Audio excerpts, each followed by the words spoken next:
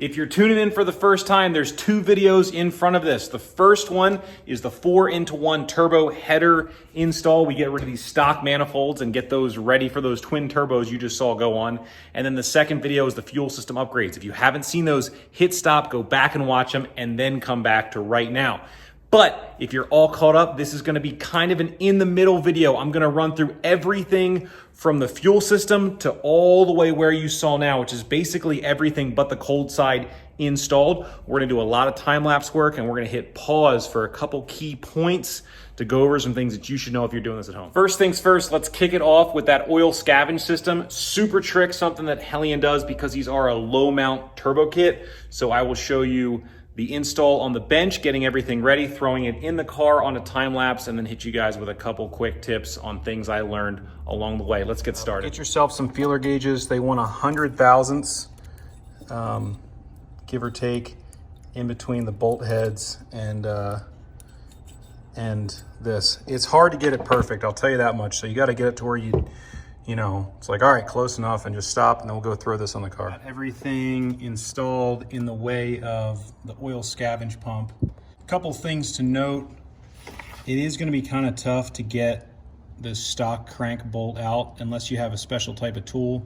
I took a long extension with the cheater bar and smacked it with a hammer, and that seemed to break it loose. If you pulled the fans, you may be able to get an impact in there. Take your time drilling and tapping that hole right there. That one's not too bad.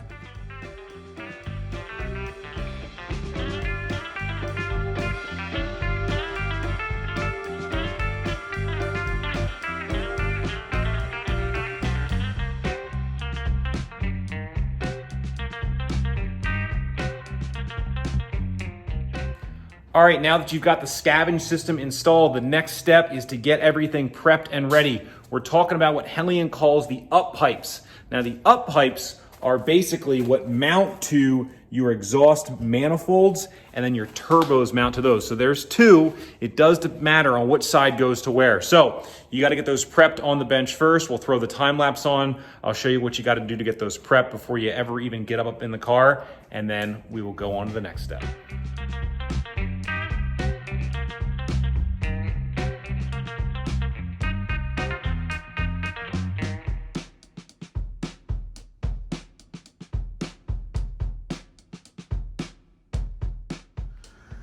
Now that we have everything pre-assembled through the gaskets on there, normally you will reuse one of these gaskets, but again, there was a slight issue that the only thing I was missing in my kit was one of these gaskets, and when I talked to Hellion and they were sending me everything else anyway, they went ahead and sent me an extra gasket. So I've got two new gaskets.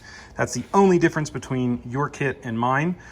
We will go ahead and throw these up on here. What I was told, just in case you're like me and you forgot which bag they came out of, one of these pipes makes a sharper bend than the other one, and it's this guy, and this is the driver's side. And they said, because I asked them, I was like, I'm not really sure which side is which, and they're like, that's the driver's side. So we will go ahead and throw those on there and just put them in finger tight, and we will have to go to the hardware bag wherever I've misplaced that and grab the nuts.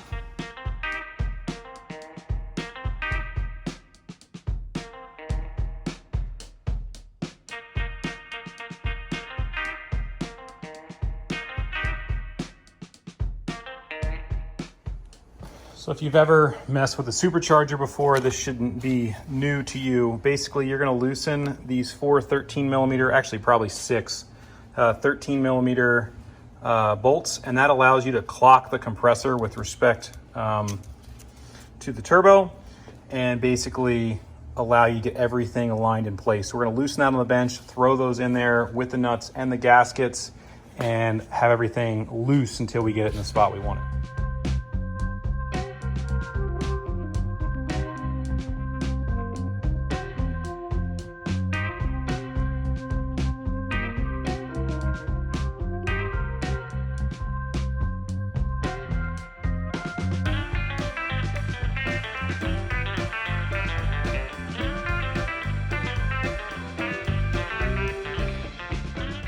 Quick tip, you're probably smarter than me. I totally didn't recognize that there were clocking bolts on the turbine side too.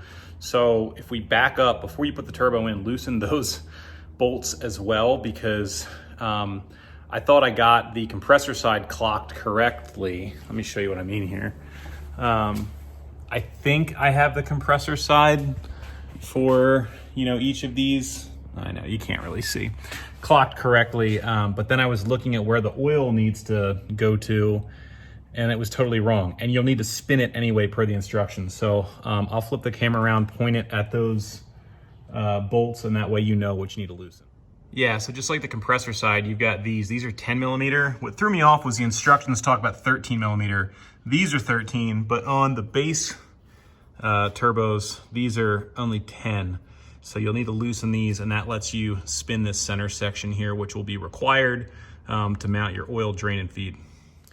Very important, obviously, you need to keep these turbos cooled. So you have a few options. Now, what I'm gonna show you here is for the standard base turbos. If you have the precisions, the ball bearings, a water cooled, and oilless, it's gonna be different, but this is for the standard stuff that comes with the kit. We are gonna hook up all of the oil fittings, the oil feed lines, the oil return lines. Not too hard. If you've gotten this far, you're almost there.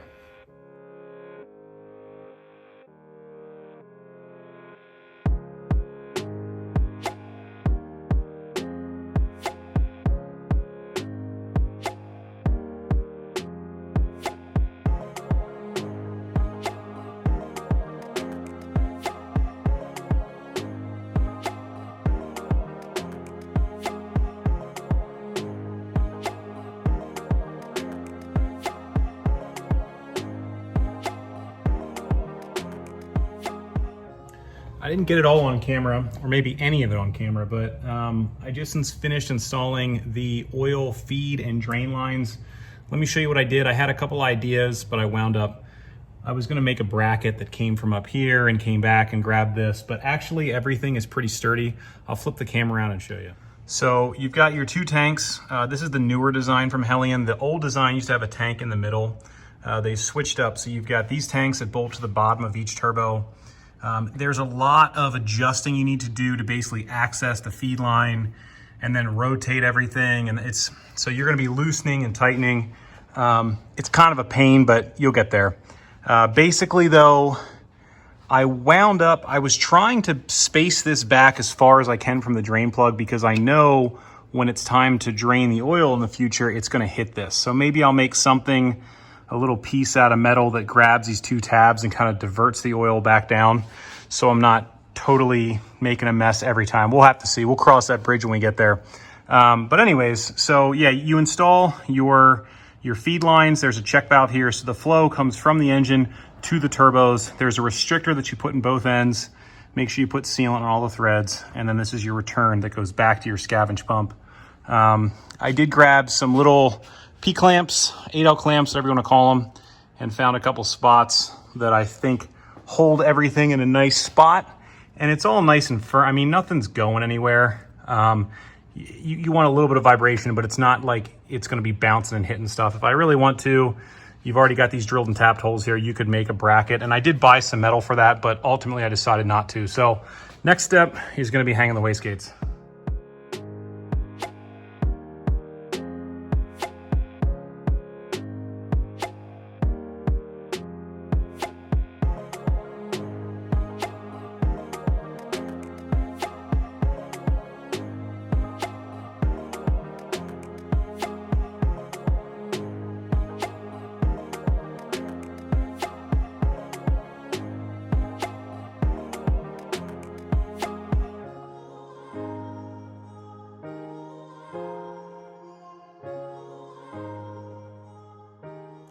All right, now the glamorous work is over, and it's time to do some of the less fun stuff. You're gonna have to modify and remove, if you haven't done it already, your oil cooler lines. If this is a Mach 1, you've got an oil cooler on that manual transmission. This is a manual. If you have an automatic, you probably have a trans cooler too. I wound up draining everything out because I just kept spilling oil on myself and it wasn't any fun. If you do have the manual and you're wondering what type of fluid does my manual need, it's this stuff right here, this Mercon LV.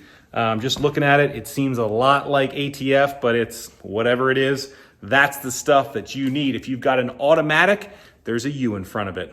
let's go ahead and get those trans cooler lines all installed.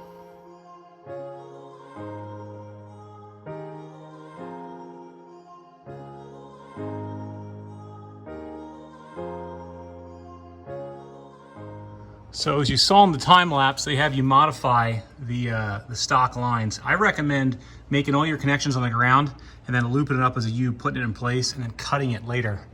So I use another kind of P-clamp here, it's hard to see, along the bottom of the pan. Kept my two lines together, they come back, and then the bottom line goes to the forward transmission, and the back one goes to the back. So if I zoom out here, you can see the lines, and based on how I've seen some other people route it, this is, I think it's pretty clean the way we've got the feed and return. Got plenty of distance here. These are nice and firm, they're not going anywhere. Everything is pretty darn solid. At this point, you're pretty far along. So I have a stock exhaust minus a resonator delete. So I had to make some quick modifications. I'll show you a picture of what I did. Basically, I took the 3-inch adapters the kit came with, I shortened those down, and then I welded onto my H-pipe some 3 by 2.5 reducers. Now, if you have a different size catback, you might need a 3 by 2.75 or just a straight 3-inch. But if you're running the stock system, it's 3 by 2.5. So you're gonna have to weld those on, get a shop to weld those on for you or something so that it matches with your exhaust. I'll show you some pictures of the final product here, and then we'll get up underneath the car and I'll show you 1 or 2 more things that could trip you up. All right, guys, we are underneath the car. So a couple things to point out. When you do go to install your oxygen sensors, make sure that you know that there's a difference between the front and the rear. So what I like to do is, depending on which side you're working on, don't take the oxygen sensors out yet. If you did, what I'll tell you is, at least on my car, there's a different style plug for the front, and the larger plugs go in the front. They're gonna give you oxygen sensor extensions. You really only need 1 for the front and 1 for the rear. Otherwise, you're gonna have to make up some oxygen sensor extensions like I did to get to this back one back here. After that, go and check everything. Still leave the compressor side loose, but I did throw the air intakes on.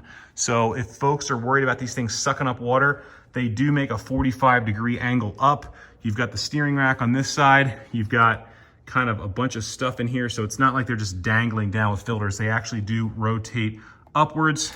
We've got the filters all installed. So let's tell you kind of what's next, what's last. Last little bit, basically all the cold side. I think I might decide to paint my cold side piping, but the next big thing, and it'll look super cool, is we got to take the front bumper off of this thing so that we can get the intercooler installed. I'll show you that real fast. So the rest of your cold side components here, like your blow-off valves from TurboSmart, and then obviously we've got your nice 3.5-inch intercooler, which is going to go in the front, and you are almost done. And then in the next video, get you guys the intercooler install and the first start. Well, we'll wrap up this video from inside the car because I'm currently reading my computer.